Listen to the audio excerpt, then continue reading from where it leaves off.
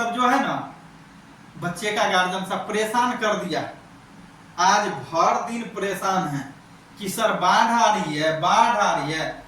आप लोग समझिए बाढ़ नहीं आ रही है। अगर इसी को आप नहीं समझ रहे हैं तो कारण क्या है कि एजुकेशन का आपके पास अभाव है। आप एजुकेटेड हैं तो भी आपके पास जानकारी नहीं है फुल्ली। अभी आप ये जान लीजिए कि बाढ़ क्यों आती है और बाढ़ क्यों नहीं आती है, बाढ़ का आने का क्या कारण है और बाढ़ न आने का क्या कारण है। अभी जो आप टीवी पे देख रहे हैं और सब यूट्यूब पे देख रहे हैं, फेसबुक पे देख रहे हैं, ये कोसी का रौद्र रूप, मतलब कोसी का ये तांडव जो देख रहे हैं, तो आप इससे क्या होते हैं, वाइब्रेट हो जाते हैं, मतलब डर जाते हैं कि बाढ़ हम लोग के यहाँ आ जाए। तो पहली बात जान लीजिए ये कि बाढ़ आएगी ही, अब बाढ़ आने वाला है ही नहीं। अब क्यों बोल रहे हैं हम कि बाढ़ आने वाले नहीं है, हर जगह आप देख रहे हैं कि बाढ़ की संभावना दी हुई है, हम बोलते हैं बाढ़ नहीं आए। और इसी को क्लियर कट करेंगे थोड़ी देर के बाद। और ये भी बात जान लीजिए कि आपके माइंड में यह चल रहा है कि बैराज जो है, कोसी बैराज जो है, इसका 56 गेट को क्या कर दिया गया है, ओपनवा कर दिया गया है। मतलब 56 गेट को क्या किया गया है, खोल दिया गया है। तो अब बाढ़ आ जाएगी जी नहीं। अगर आप पढ़े हैं, अगर आप समझदार हैं, तो पहले तो ब्रेन आप वहां दौड़ाइए कि अगर 56 गेट को खोलने से बाढ़ आ जाती तो 56 गेट को कभी खोला ही नहीं। समझ रहे हैं ना, 56 गेट इसलिए खोला गया है, कोसी बैराज का ये जो ब्रिज है, इसका 56 गेट को जो खोला गया है, इसलिए खोला गया है कि बाढ़ ना आए, इसलिए खोला गया है। समझ गए ना। अभी बताएंगे क्यों नहीं, सब कारण देंगे। थोड़ी सी बात को समझिए। अब चलिए पहले इसी को जानिए कि बाढ़ क्यों आती है और क्यों नहीं आती है, कब बाढ़ आ सकती है, कब नहीं आ सकती है बाढ़। बाढ़ ऐसे स्त्रीलिंग है, याद रखना है आपको। चलिए देखिए, बाढ़ आने का कारण जो है ये कोसी बैराज है, चाहे गंगा नदी है या अदर कोई भी नदी है, या आपके घर की नदी है, या आपके घरवा का क्या है, नदी है। आपके घरवा का नदी कहने का मतलब ये हुआ, इस सेंस को समझ लीजिए, आपके पास जो ट्यूबवेल है, कल है, वहां भी नदी का क्या है, डायवर्सन बनल है, उसमें पानी तैर रहा, मतलब जिसको आप नाला बोलते हैं, चैनल। बाढ़ कब आती है इसी को भी समझना जरूरी है। इसी को जानिए कि बाढ़ कब आती है, जो नदी तालाब है उसके जल में वृद्धि होता है। जब उसके जल में क्या हो जाता है, वृद्धि होता है, और वह अपने जो उसका पॉइंट जो होता है, उसका डायवर्सन जो होता है, उसको वह विस्थापित कर देता है, मतलब उसको बाहर पार कर देता है, उसके बाहर आ जाता है, तो वह क्या होगा, बाढ़ कहलाता है। क्या कहलाता है, बाढ़। या उस स्थिति में या इस कंडीशन में बाढ़ आ सकती है। समझ गए बाढ़ आने का कारण। दूसरी बात, बाढ़ आने का एक और कारण है कि अधिक से अधिक की संख्या में, ज्यादा से ज्यादा मात्रा में बारिशों का होना। किसी का होना, बारिशों का ज्यादा से ज्यादा बारिश होना, बाढ़ का आना। बारिशों का ज्यादा से ज्यादा होना, बाढ़ का आना संकेत। समझ रहे हैं ना। दूसरी बात आप समझिए, बाढ़ और आने का कारण क्या है कि ये नदी जो है, इसमें गाद जमा हो जाता है। क्या जमा हो जाता है, गाद जमा हो जाता है। आप गाद नहीं समझते होंगे, थोड़ा सा आपको लेके चलते हैं। आपको अभी बता रहे थे, आपके कलुओं के पास बाढ़ आ जाती है, आपके कलुओं के निकट बाढ़ आती है, तो वहीं से आप समझ लेंगे कि ये गाद क्या होते हैं। सर क्या समझा रहे हैं इस पे, देखिए ये गाद जो होता है ना, जैसे आपके कल है, आपका पाइप है, आपका टेप जहां है, वहां जो आप नाली बनाए हुए हैं पानी को बहने के लिए, पानी को जाने के लिए, किसी भी डायरेक्शन में, किसी भी दिशा में, उस जगह होता क्या है, 2 रोज 10 रोज अगर आप साफ नहीं करते हैं, तो ये वाला नाला अगर इस टाइप का बना हुआ आपके कल के पास, तो इसमें मिट्टी भर जाता है। ये मिट्टी का भरना ही क्या है, गाद है। जब मिट्टी भर जाता है तो ये वाला जो नाली का जो भाग है, ये वाला सिरा जो है दोनों, इसके ऊपर से अगर आप स्नान करते हैं तो पानी जाना चालू, पानी जाना चालू। तो जब इस डायवर्सन के बाहर पानी आया, इस डायवर्सन के बाहर गया, तो स्वाभाविक सी बात है आपके कल के पास बाढ़ आ गई। बाढ़ आने का मतलब क्या, इसके अंदर पानी नहीं रह के इसके बाहर चले गया। वही हाल अभी का है कि कोसी में जो बाढ़ आती है, अभी आई नहीं है, कोसी में जो बाढ़ आएगी या आती है, जब इसको ये पार कर जाती है तब। अब दो तरह की कंडीशन कोसी में बाढ़ आने का बन रहा है, जरा समझिए हम क्या समझ आ रहा है। कोसी में बाढ़ आने का देखिए, एक तो ये नदी के पेंदी में गाद का जमा होना, मतलब ये चाहटी सब आ जाता है। गाद क्या होता है, जिसको आप चाहटी बोलते हैं।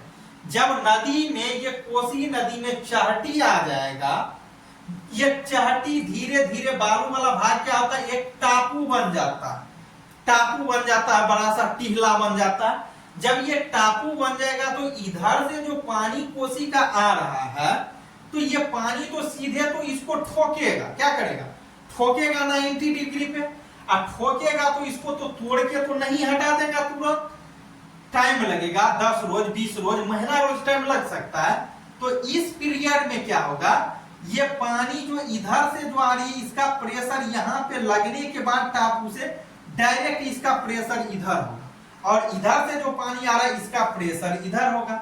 जब इधर होगा, जब इधर होगा, ये नदी का डायवर्सन है, कोसी नदी का बांध है दोनों साइड से, तो बांध पे ज्यादा अटैक करेगा पानी, और ज्यादा अटैक करेगा तो ये क्या हो जाएगा, टूट जाएगा। जब टूटेगा तो बाढ़ आएगी, और जब तक ये नहीं टूटता है तब तक बाढ़ आने की दूर दूर तक कोई भी संभावना नहीं है। ऐसे बाढ़ नहीं आएगी, बेशक रहिए। अब देखिए, इसलिए इस 56 फटकवा को क्या कर दिया गया है, गेट को खोल दिया गया है, ताकि क्या ना हो, बाढ़ ना। अगर इस 56 फाटक को थोड़ा सा समझिए, अगर इस 56 फाटक को नहीं खोला जाता तो इस साइड जो था नेपाल में जो पानी है, मतलब बैराज के उस साइड वाला भाग, तो वहां क्या होता, पानी तो और ऊपर उठता, विस्थापित होता। एक समय यहाँ आता कि ये रोड के बराबर जो यहाँ जो लगा हुआ है, ये ब्रिज जो लगा हुआ है, जिसको आप बोलते हैं फाटक गेट, ये पानी यहीं तक ना रोक सकता है, रोडे के बराबर ना, रोड से ऊपर तो फाटक नहीं है, पानी को नहीं रोक पाएगा। जब पानी को नहीं रोक पाएगा तो ये डायवर्सन के इस साइड भी गिरेगा, डायवर्सन के उस साइड भी गिरेगा, और जब दोनों साइड गिरेगा तो क्या होगा, ये डायवर्सन टूट जाएगा, ये भी टूट जाएगा, सब चारों तरफ क्या हो जाएगी, बाढ़ ही बाढ़, डूब जाएगा। इसलिए खोल दिया गया। जब 56 फाटक को खोल दिया तो पानी उस साइड अब ज्यादा थोड़े ना विस्थापित रहेगा, ऊपर उठा हुआ। जब इधर निकल रहा है, हम लोग के एरिया में आ रहा है, तो स्वाभाविक सी बात है उधर पानी क्या होगा, घटेगा, और जब घटेगा तो बाढ़ की संभावना खत्म। और इधर जो कम पानी था हम लोग के यहाँ, बढ़ जाएगा, तो उतना भी थोड़े ना बढ़ जाएगा। अभी तो 5 रोज पहले नदी में पानी ही नहीं था, इतना भरने के लिए बहुत पानी चाहिए, बहुत टाइम चाहिए, समझ रहे हैं। इसलिए दूर दूर तक बाढ़ नहीं आएगी, आप लोग को सोचना ही नहीं है इस विषय में। रेस्ट कीजिए, आराम से सोइए, टेंशन मुक्त होकर के बाबू पढ़ो लिखो, तो ही समझ पाएगा, ये सब समझा पाएगा, नहीं तो तुम्हारे दिमाग में खाक घुसने के लिए जाएगा कि सर क्या बोल रहे हैं। इसलिए किसी भी क्षेत्र में फुल्ली ना ले। दूसरी बात, यहाँ जो अब देखो यूट्यूबरवा सब क्या करता है, समझो, यूट्यूबरवा सब जो जाता है वो अपना यूट्यूब पे लाइव करेगा, दिखाएगा पानी जो है ये कोसी बैराज का जो है ना, देखिए किस तरह से कर रहा है, कैसे एकदम पहलवान की तरह ऐसे ऐसे ऐसे ऐसे कर रहा है, पूरा घूम रहा है, पूरा नाच रहा है। अब वो भूसकलवा इतना भूसकोल है, लाइव चलाया है, ये वीडियो बना रहा है, उसको अपलोड करेगा, क्योंकि मूर्खा सब होता है, उसको तो इतना समझ नहीं है।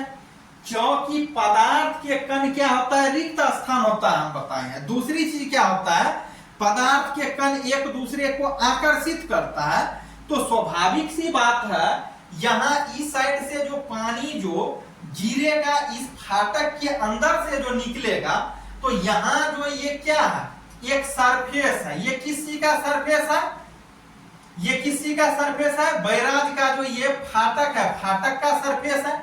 अब इस सरफेस तक तो पानी उस साइड है, लेकिन जब भी पानी निकलेगा तो इस सरफेस के नीचे से आएगा।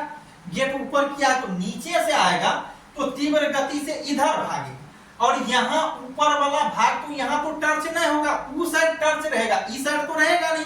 तो ये पानी का होगा, इधर जो जोर से आएगा तो यहाँ तो रिक्त स्थान हो गया। तो रिक्त स्थान में ये क्या करता है, अपने ये क्या करता है, अभी क्या बता रहे थे, यहाँ जो रिक्त स्थान होता है, पदार्थ अपने रिक्त स्थान को भरना चाहता है। अब ये क्या करेगा, रिक्त स्थान की ओर जोर लगाएगा, इधर जाएगा जोर से। और जब ये इधर ये पानी जाएगा जोर से, ये कण इसको अपने ओर खींच रहा, जैसे जाएगा ऐसे भी आप जानते हैं न्यूटन साहब का थर्ड लॉ, प्रत्येक क्रिया के बराबर और विपरीत प्रतिक्रिया होती है। लेकिन वो चीज यहाँ नहीं जानना है, होता है वही प्रोसेस है, लेकिन हम दूसरे प्रोसेस से समझाते हैं। तो इसके पास क्या होता है, ये क्या करता है, एक दूसरे को अपने केंद्र की ओर आकर्षित करता है। जैसे ये बढ़ा हुआ पानी को इस साइड वाला को यहाँ जो खाली है खींचेगा।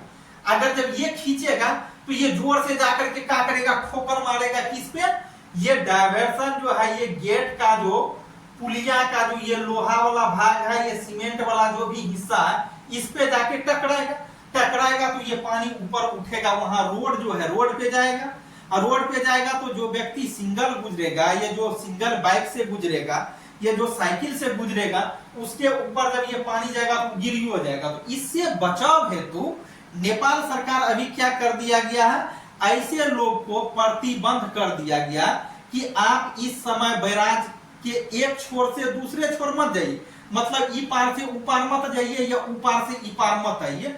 तो फेसबुक पे का, सॉरी यूट्यूब नहीं, क्या कहते हैं, व्हाट्सएप पे क्या लिख करके भेजता है, बिल्कुल मना कर दिया है नेपाल सरकार। क्या कर दिया है नेपाल सरकार, आवाजाही बैराज पे बंद कर दिया है।